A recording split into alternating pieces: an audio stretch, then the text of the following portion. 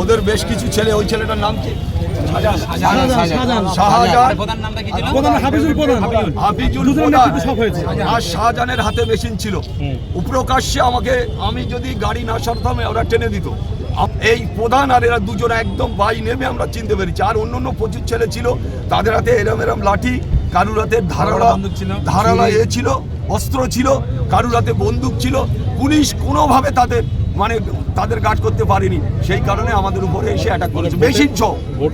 সেইটা প্রমাণ হলো যে ওরা ওখানে সন্ত্রাস করে, ভোট করতে দেয় না, যারাই ক্যান্ডিডেট হয় তাদের উপরে আক্রমণ করে, নেতৃত্বের উপরে আক্রমণ করে। আজকে সেটা প্রমাণ হলো।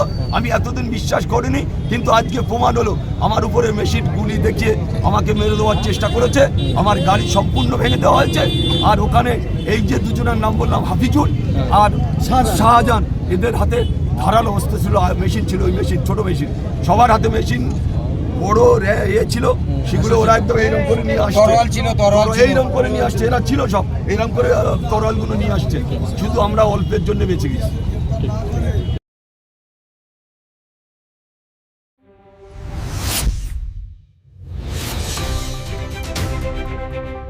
Vision News 29